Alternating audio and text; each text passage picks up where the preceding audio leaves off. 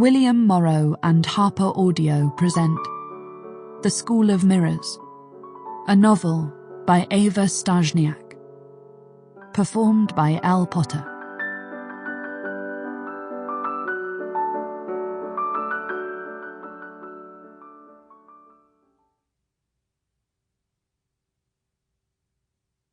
Paris, 1793.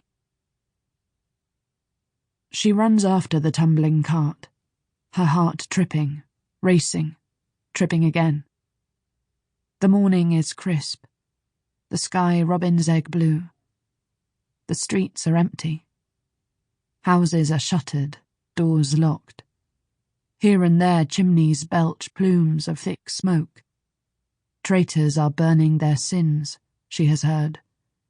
Madame Guillotine is not swift enough.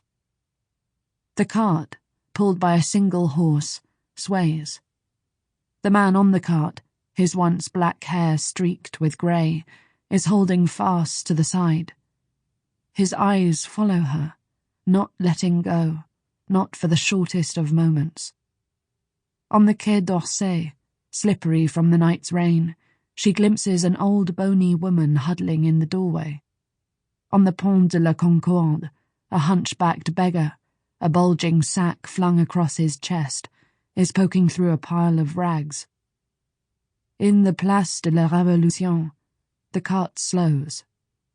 Around a scaffold, a small crowd has gathered. A child wails and is quickly hushed. A dog barks. She catches the glint of the blade and stops.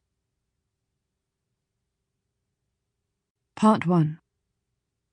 Versailles, 1755 to 1757. 1755. My mother didn't tell me much. I would have to go into service, she said. It is not what my late father or she had once hoped for me, but it is how it would have to be. I might still do well for myself, if I learn fast, that is, and if I learn to please. At all times, not only when it suits me, wilful girl that I am, eager to listen to everyone but my own flesh and blood.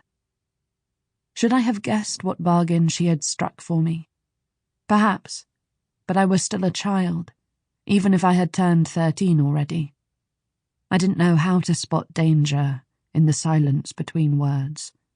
I didn't know the sequence of steps in the dance of sacrifice and betrayal. Used women's clothes was my mother's trade.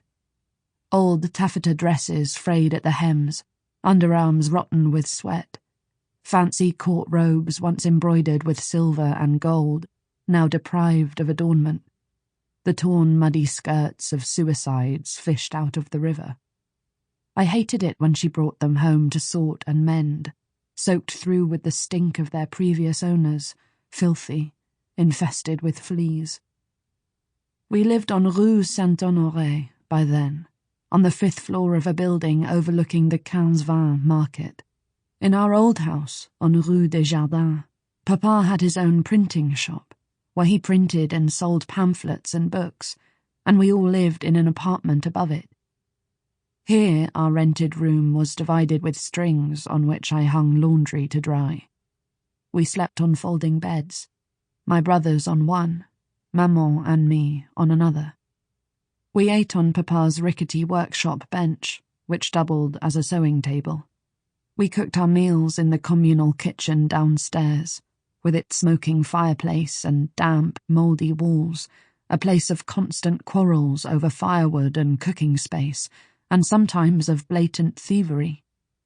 The very day we moved in, I learned its basic rules. Turn your back and your wooden spoon will disappear. Leave your pot unattended and your food will vanish. Marcel was 11 then, Eugene 10, Gaston 8. They no longer attended the parish school, but ran chores for the carpenter or the butcher, who had their stalls in the inner yard. Sample complete. Ready to continue?